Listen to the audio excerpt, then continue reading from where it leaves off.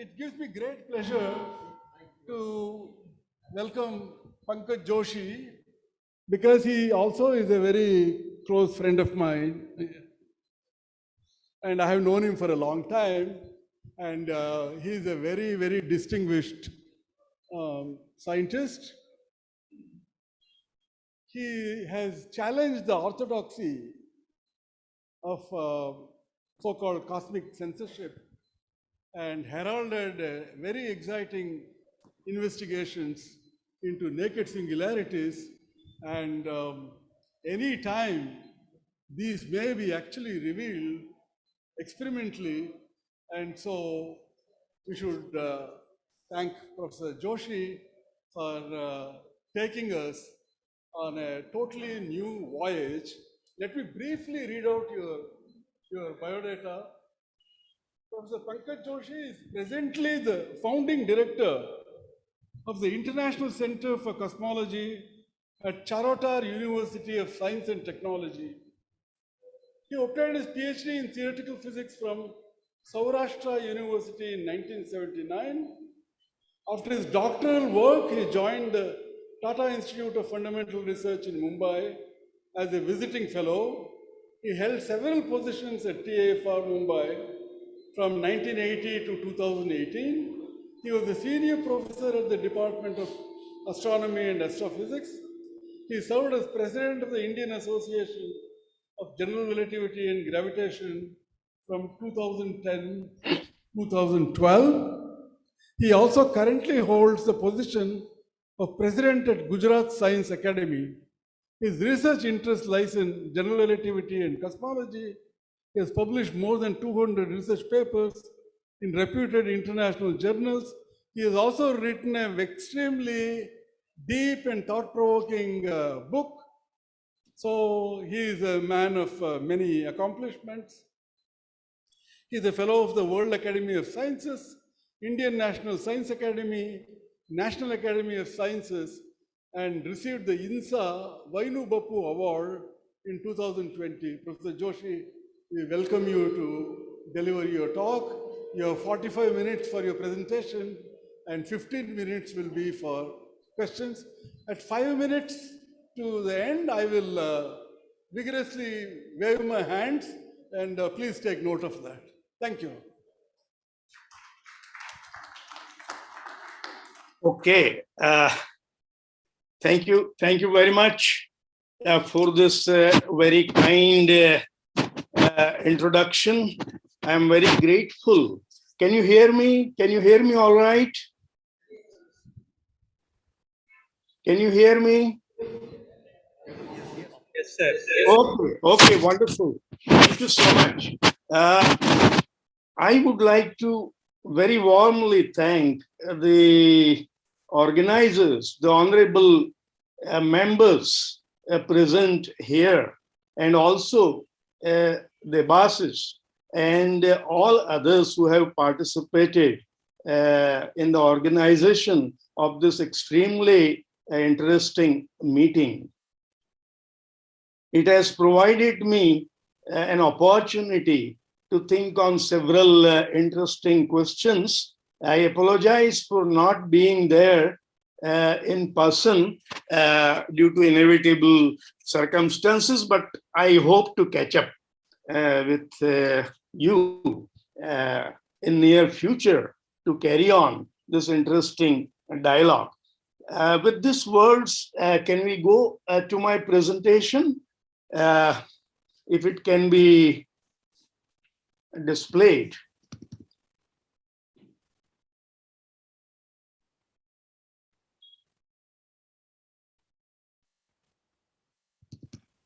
Thank you. This is wonderful considering the main theme of the conference. This particular topic immediately came to my mind. You see, foundation of science, how we really discover, why we really discover. Can we go to the next slides? Yes. Why we think, why we discover. how we discover. And this conference itself, as well as the endeavor of science, and even that of, I would say, the spirituality, is essentially the same, which is the human quest of a cosmos. Now, this reminds me of, an interesting incident. Few years ago, I was sitting with a very good musician in Mumbai, and we were generally chatting, you see, on music and on science and so on and so forth. And he suddenly told me that, look, I mean, what you scientists are doing, sitting and, calculating and writing endless equations and so on and so forth. It doesn't work like that. You see, in our music, we are just there, you see, performing, and the swaras and the notes, and they just come, and we improvise, and we go intuitively, and not like in the way in which you scientists proceed. So I just told him that, sir, this is wonderful. I completely agree with you. But look, when I go to my desk at the TIFR, say for example, or even when I'm sitting at home, say with a piece of paper and a pen, or even without that, I have not really made up my mind as to what is it that I am going to calculate. What is it that I am going to think on? Even though general themes are always floating, what the modern science is doing and so on, but suddenly you see some intuitive idea, some thought comes in, and then you see the calculation starts later. It is not the other way around, that first I start calculating and then subsequently the discoveries happen. No, the beginning is, my own intuition. So in that sense, it is something like music. And very interestingly, the musician was hearing this with a lot of intrigue, and he didn't oppose me, and he said, I see. So the process of creation, the process of discovery probably has some common roots. And I told him that, yes, sir, that is exactly what I am trying to drive at. All creativity has, similar origins. Next one. In fact, considerations on cosmos.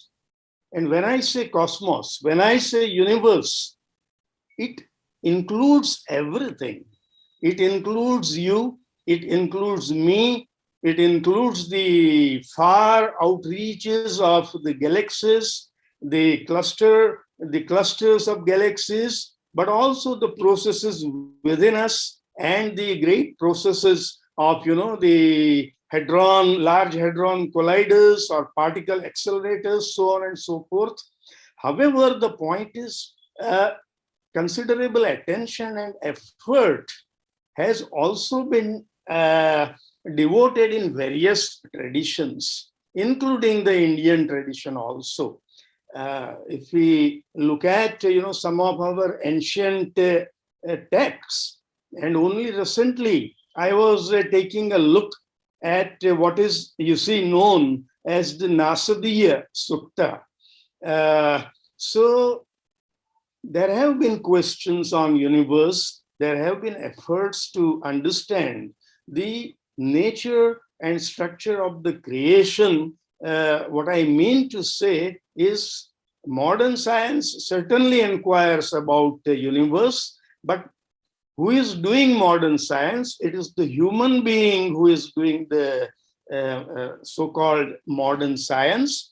But the inquiry on the universe has begun right from, the history of human beings as far as we know it. And the questions have been, I do not, bring in exact quotations and stuff like that because of, lack of time. But the questions have been, what is it, where it came from, what is the going to be the future, what was the past, where it all originated from. And you see the origins and future evolution. So cosmological questions did occupy a central and important place in the human query, human discovery, and uh, really, I mean, we tried to understand the universe as a whole. The next one. Next slide, please. So you see, what is it that is differing, from some of the ancient traditions, including the Indian tradition and modern science. It is, this is very, very important here. What the modern science has really contributed in a big way to the human thought and human inquiry, which, as I said, has been going on for, a long time. Even before the people, Aristotle, Plato, or Newtonian mechanics and all those things emerged, what the modern science has contributed is so-called scientific method. And I don't have to explain this in great, details, but that is the key ingredient, and that has led to so-called huge successes for modern science. And this consists in observation of the universe at the micro as well as the macro scales. Not only observations, it really began, with the observations of tides and observation of eclipses and so on and so forth. The beginning of the science, so-called modern science. But then observations and then experiments and instrument building, that has been a major ingredient. And then mathematical theories, this is another very important ingredient. Now mathematical theories involve intuitive, logical, and mathematical thinking. So that, just as I was emphasizing, see, when I talk to our young PhD students and so on, they have this concept that if you want to do physics, if you want to do mathematics, you have to calculate, and go on calculating. The longer are your equations, the longer are your expressions, better you are. Then I try to tell them that at the heart of the calculation lies actually the intuitive and logical thinking and understanding. Next slide, please. So you see, I just referred to instrument building, and this is, you see, one of the instruments. It is the Hubble Space Telescope. Let us go on. Next one. Chandra Space Telescope. Next one. And when you see deep into the space using this kind of instruments, amazing cosmic structures are revealed.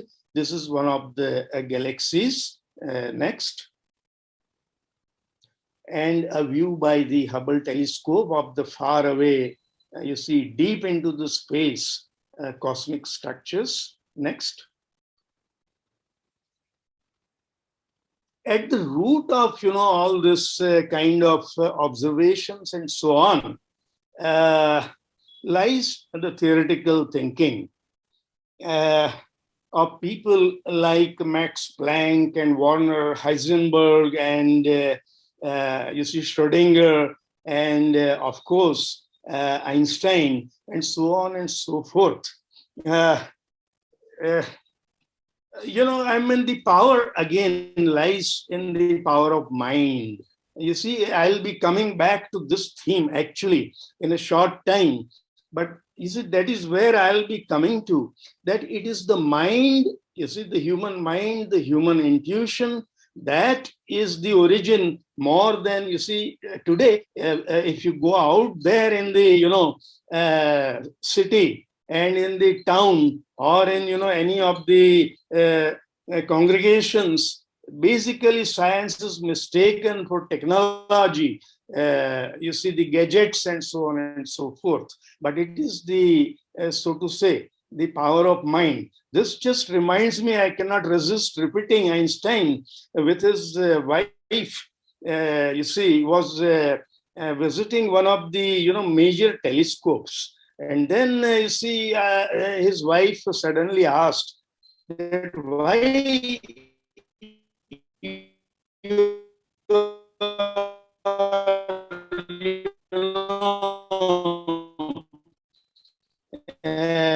building, such universe. You want to enter that, on the back of an envelope. Why you have to spend so much money for that? Anyway, this is a real happening. But what I'm trying to say is again the power of mind. Let us go on. Next. This is the kind of cosmos. Big Bang was just being talked about. This is the current model. Next. As I was telling, you see,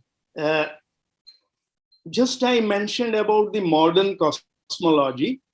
You see, can you go to the, I was saying about the, okay, this is fine. What I was saying last was the power of the modern science is lying in the observations, the instrument building, and also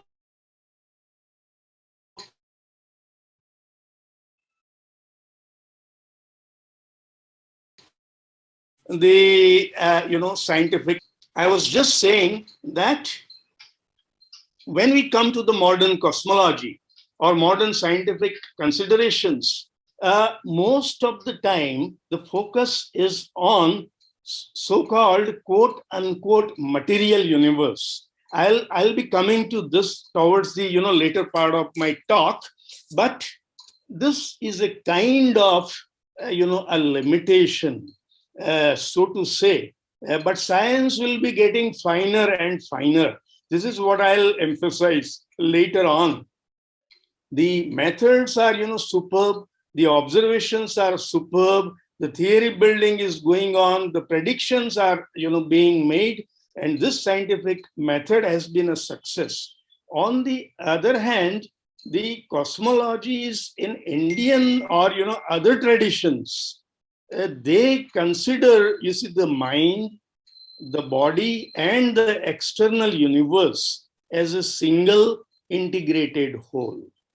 Now, this statement I am making after, studying or reading up, many of the, traditional texts and so on. But there is a, emphasis on treating, the mind, body, and the universe as a single whole. But, the limitation with us or with, some of the traditional methodologies is that this very important, scientific method is not always followed.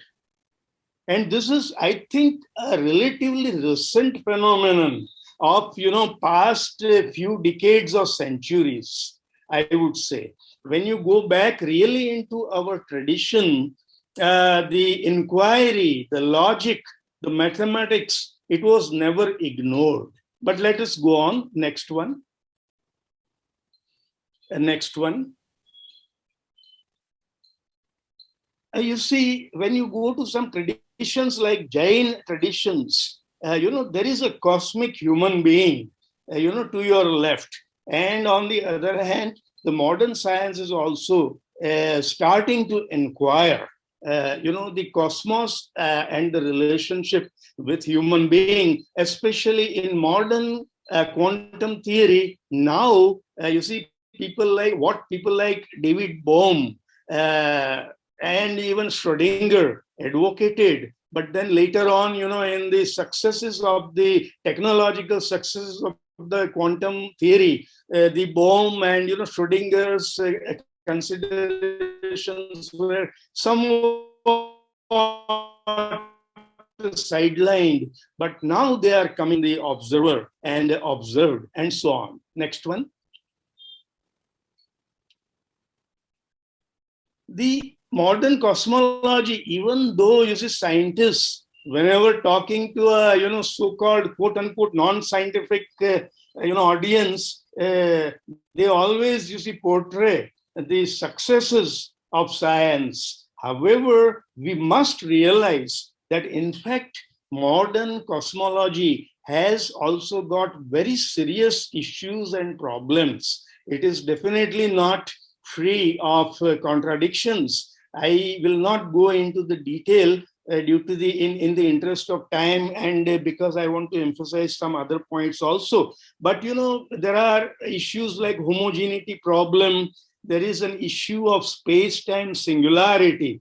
I think what Hari was referring to was, our own work related to the space-time singularity. What Roger Penrose, who got a Nobel a couple of years ago for the discovery of singularities in general relativity, which was a concrete theorem. However, he hypothesized, that singularities will always be within black holes. And this is what our work is relating to. This is not the time to go into our work, but it is really a frontier international debate. And it also relates to quantum gravity problem.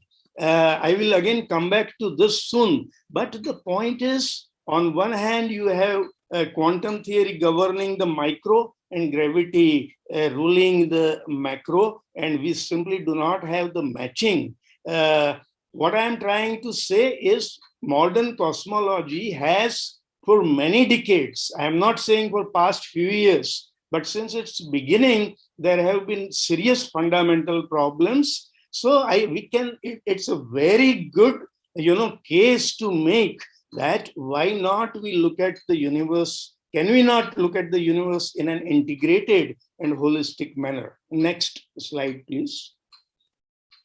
Here, I again return to my theme. You see that sometimes, and I venture to make this a statement, sometimes scientists just forget that it is, they themselves who are most important. It is their mind which is thinking on the universe. They tend to think that, oh, out there is the universe, and here I am thinking on the universe. But the connection, integrated connection, is sometimes forgotten. Next one.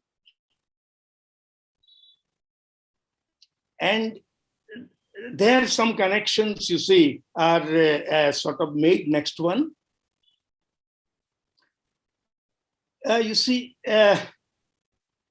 Modern, cosmology looks at the universe in a purely classical fashion. But as I said just before a moment, the connection between the observer and observed was sometimes ignored. Now we are, going back to quantum, cosmology, but modern cosmology and quantum theory, entire modern cosmology based on Einstein theory of gravity, and that is totally incompatible, so to say, with the quantum theory, which is the micro world. And now, can we have, string theories have been trying, the loop quantum theories have been trying, and I think we can honestly say that as of now, we have little clues of, where the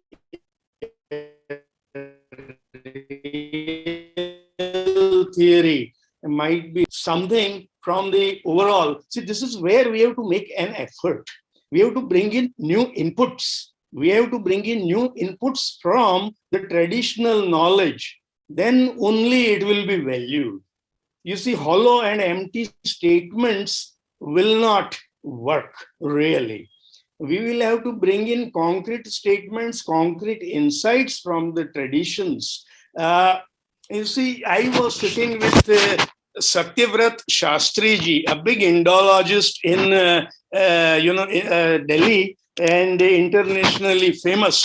Now, at that time, you see, the genetics revolution was being made, and then there were statements somewhere that we knew it all in Mahabharata. There is this story of the Kumbha, and in that pot, how various things were done. So I asked Shastriji, sir, what do you think about this? So he smiled and he gave a very interesting answer. If you knew all these things, then why you didn't tell it before, the modern genetics is telling this? When modern genetics is telling, we say, oh, we made Sir, sorry, sir. Sorry, sir. Your mic seem to be gone away from you. Can you hear me? Yeah, now it's okay, sir. The mic seems to be moving. Can you hear me now? Yes, sir. Yes, sir. Okay, thank you. So do alert me. Yes, I was telling about Shastri.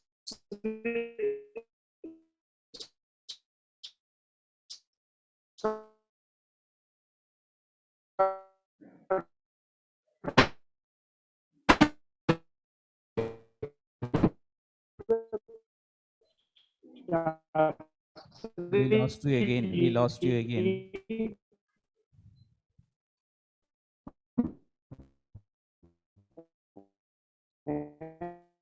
And, sir, what is your thinking? Hello? Hello?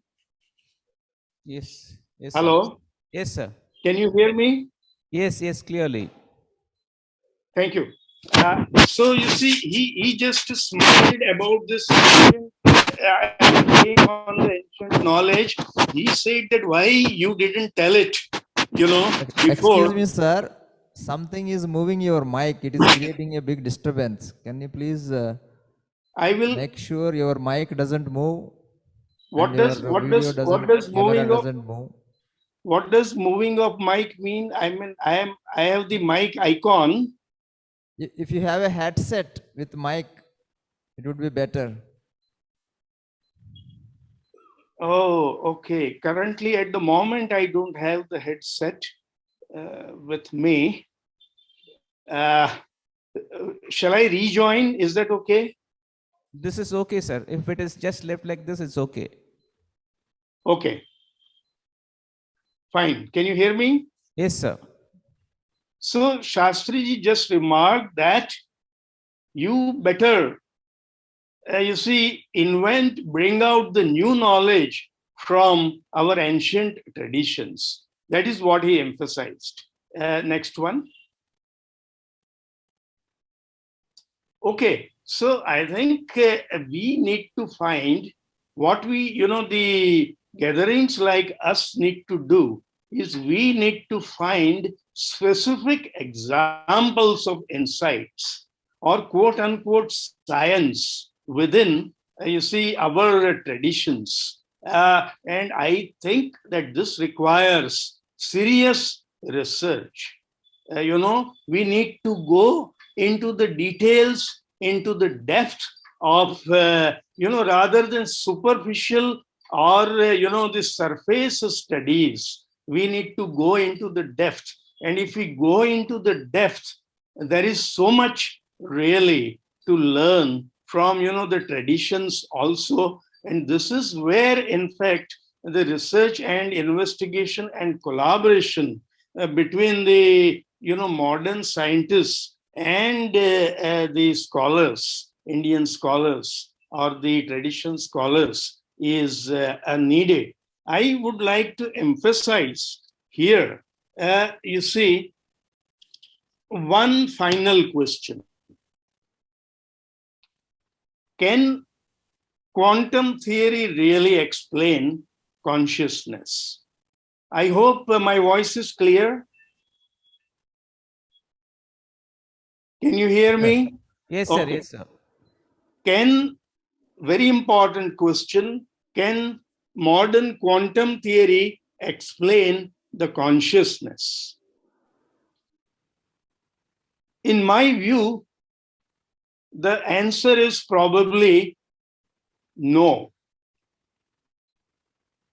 In my view, this may not be possible because the quantum theory by itself at the moment is, you see, growing really.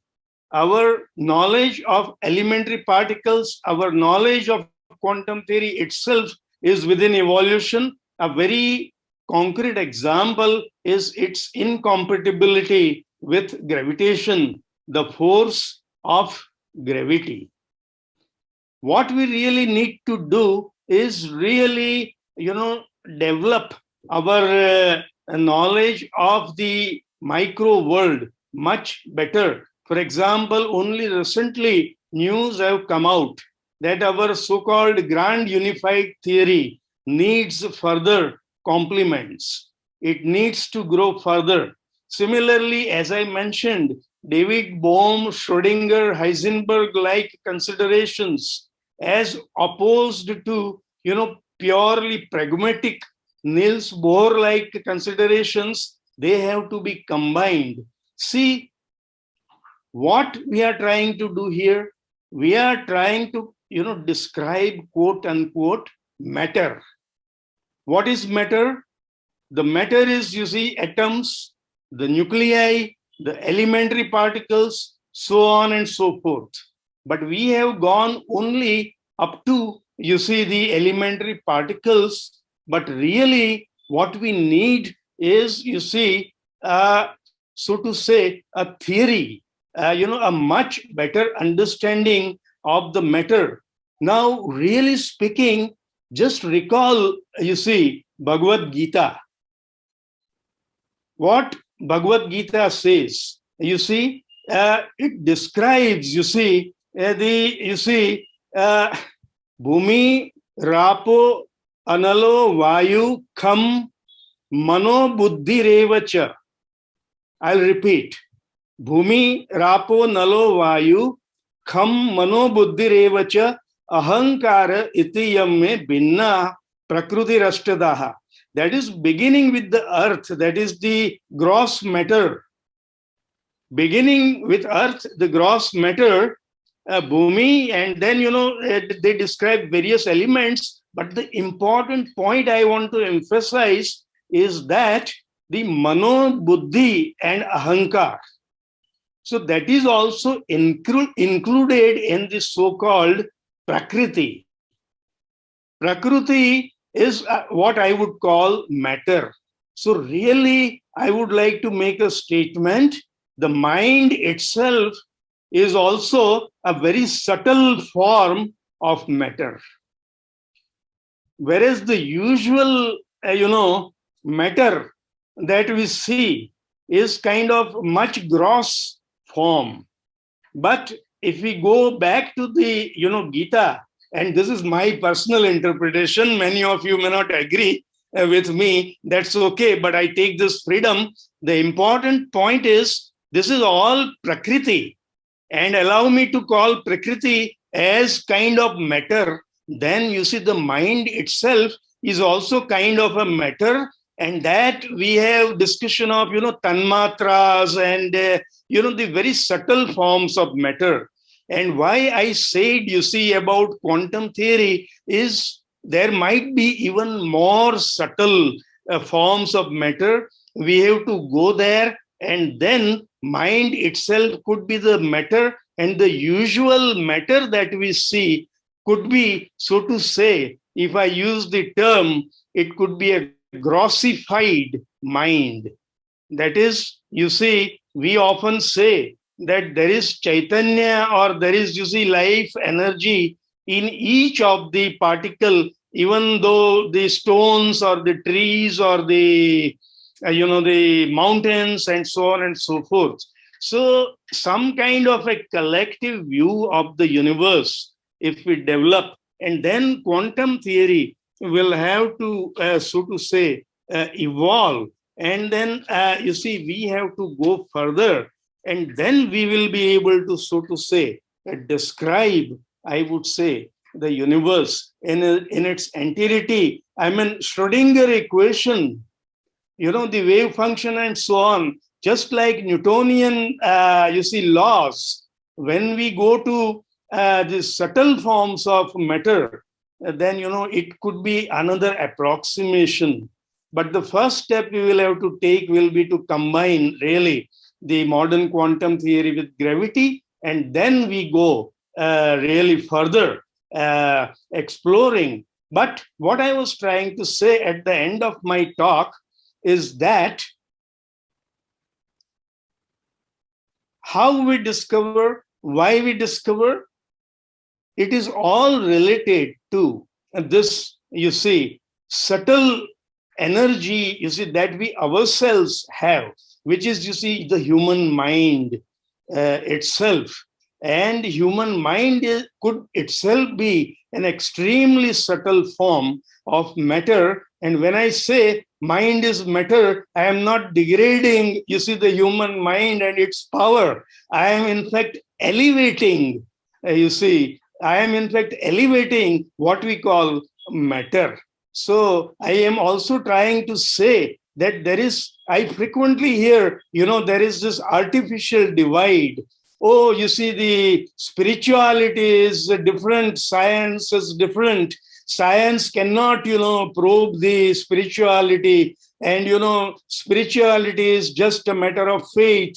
Very widely, some of us, might be, thinking differently. But the wide perception in the, crowd, in the, populace is this kind of a thing. But this could be, some extremely interesting, possibilities. And that is why I said right in the beginning that I have my heartfelt gratitude, to all of you. And I wish to be with you soon. With this words, I think I will conclude my presentation. Thank you very much.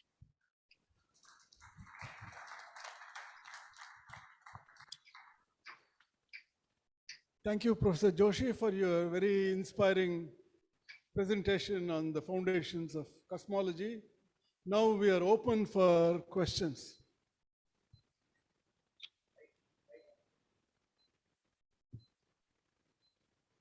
Well, the first question is from Professor Anurag Mishra, University of Delhi. Okay. The question is, Western philosophy relies on consciousness. They perceive it as soul. We in Indian tradition asked the phrase Chetana. Do you find any similarity or synergy between consciousness and Chetana? Kindly enlighten. Thank you. When Western scientists talk about the consciousness, there's a very wide-ranging, panorama. They sometimes say that the consciousness, as we call it, or as they call it, is nothing else but the collection, so to say, of all the brain processes. That is what we call experience. So they sometimes say that consciousness is just the sum total of the quote unquote material experience, and they really mean it material, caused by the atoms and molecules and the neurons and the networking within the brain. Obviously, I think this particular concept, in my personal view, has to evolve a lot more. As I was saying, I was making a somewhat bold statement on modern quantum theory, that it has to evolve further in order to explain. So in fact, even when you want to explain the brain processes, this Penrose's very interesting book, Emperor's New Mind, and there is speculated how the quantum gravity will connect with the brain processes and stuff like that. But the point is, I think consciousness would be, much more compared to just the sum total of brain processes. And I alluded, in my concluding remarks that the entire material universe could be really a form of what we called Chaitanya. But I think I'm very hopeful and optimistic about science itself also, because of the scientific method. As you see, I emphasized, scientists are generally fairly open-minded at the end of the day. They are, very tough people. You have to argue, you have to fight very hard, but then in the end, somehow, they end up seeing reason. I myself have had, huge, encounters with, this black holes and naked singularity that you referred to, Hari. It was a very huge debate, actually. But then, you see, I would say that, science would evolve and it would go closer and closer to the, the overall continuum. Call it matter, call it Chaitanya. Thank you. We have two questions from Sai Krishna Sahu. Can you speak loudly or keep the mic closer? One is a short one. Can you explain what was before the Big Bang?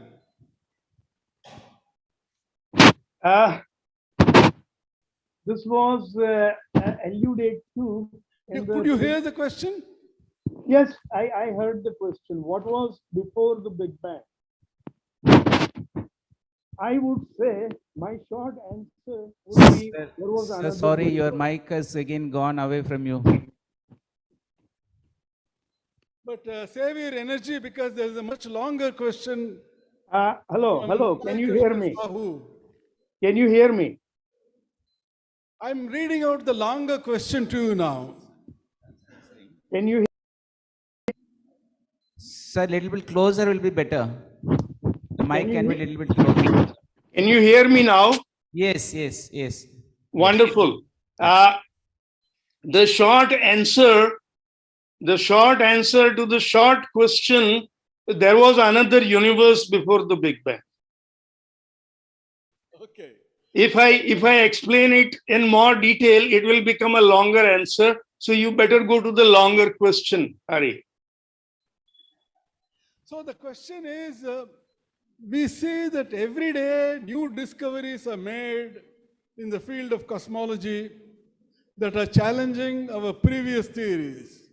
So if in future we get new evidence that may challenge the Big Bang theory, then do we have to start all over again to rethink about all the theories based on this understanding? Thank you. Thank you for this wonderful question. There are already serious challenges to Big Bang theory right away. As I was mentioning to you, you see some of the serious problems faced by the modern cosmology.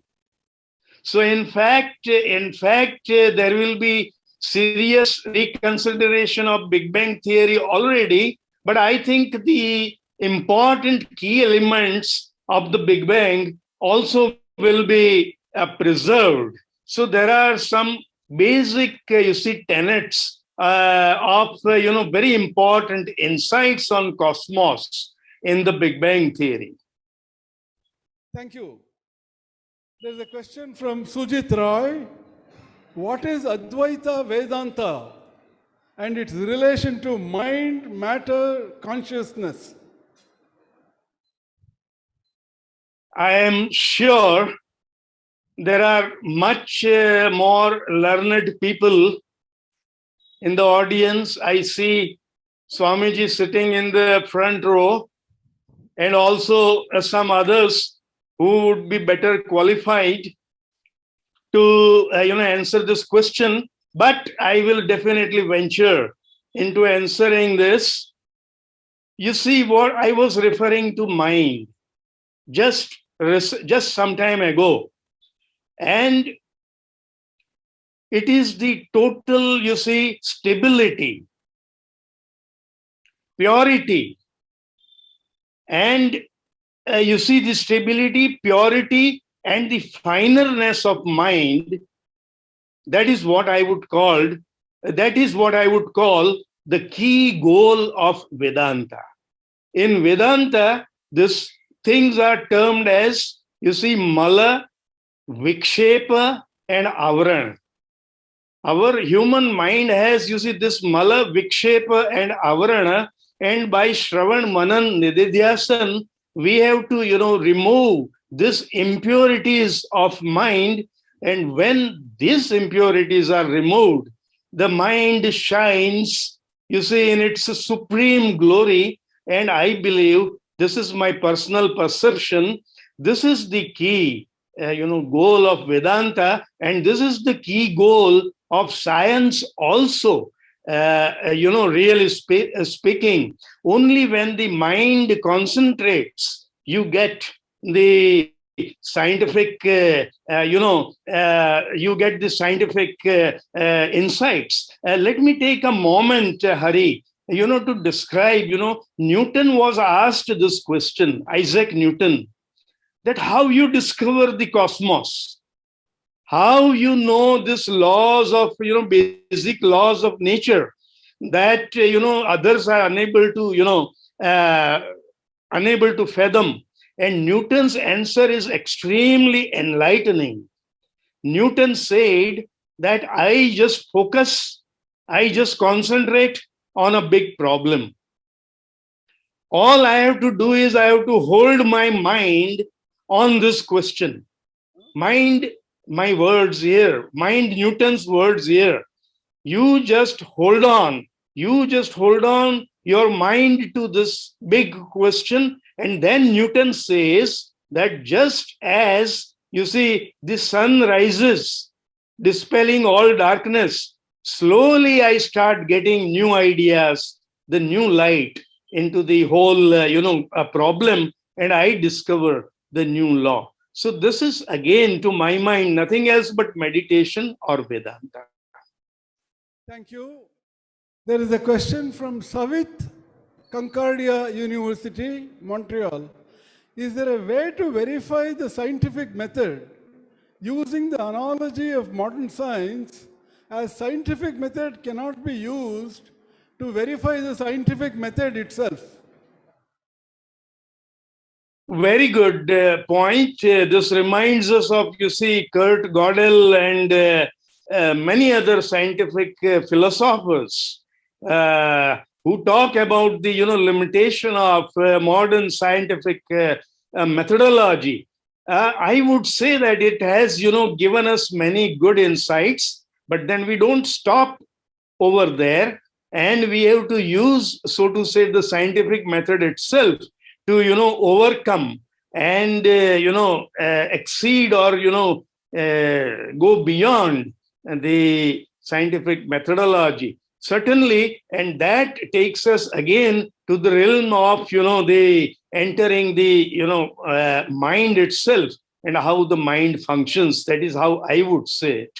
So you should not confine yourself to, some odd kind of, orthodox methodology, which is called scientific methodology. Be flexible all the time and accept new things. Thank you. Question from Niket. Can Indian philosophical traditions be explained by scientific methods, or do we need to rely only on faith? Yes, definitely. As I was telling in my talk, in the Indian, you see, tradition, there was the greatest, respect given to, you see, the logic. अब आप, ये मैत्रेय और याज्ञवल्क्य और उनका आप, if you just look at, that those traditions, questions were never discouraged. Asking questions was never discouraged. You kept on asking different questions, and then it was never like faith ki you accept whatever has been said. Endless questioning was always allowed. Next question. How modern is modern science if we have to live within the ambit of uncertainty principle forever? Well, I think, I did not say this explicitly, but you must have got it from my talk as a whole. Modern science is very unmodern. Modern science is very classical. Modern science is very orthodox. This is not a criticism of the modern science, but this is, going beyond or opening up the new vistas. How science should proceed further. We should leave all orthodoxy, really, while continuing with the scientific method. Scientists also can be extremely orthodox, actually. It is not, the prerogative of only the religious sects. Scientists also can be very, very, orthodox, but their orthodoxy is confined within conference halls. Thank you for your patience. We have just 2 more questions for you. Thank Can you. you prove that stones and mountains have consciousness? If yes, how can we prove it? I alluded to, kind of, the possibilities. As I said, the modern quantum theory needs to evolve, much further. I mean, okay, let me give a very naive kind of an answer. Are there not, processes happening all the time, even within stones and mountains? Always there are, one or the other processes, interactions, different things going on. So they are not, as jada. वो वेदांत का अगर terminology use करे तो वो इतने जड़ है कि जिसमें कुछ होता ही नहीं है, ऐसा नहीं है. You see, there are always processes, but this question will require probably another talk. It's a very good question, and in fact, there have been some very interesting articles. I think in this magazine, Nautilus magazine. You see, there is this magazine called Nautilus. So Nautilus published a very interesting article on exactly the same question. I don't remember the name of the author, but if I get it, I'll convey. But then you can, try to look up this article. Last question. Sir, what actually can be called as the foundation of science? What qualifies something as a foundation of science? I would say that, foundation of science, as I said in my talk, is the human mind inquiring about human being himself or herself and universe as a whole. And as I was showing in the pictures, the human being, herself is the cosmos. So inquiring about the self and cosmos is the foundation of science. Thank you very much, Professor Joshi, for your very inspiring talk and very patient answering all the questions. And thanks once again. I am once again extremely grateful to you all for this opportunity, wonderful opportunity to share a few ideas. Thank you so much.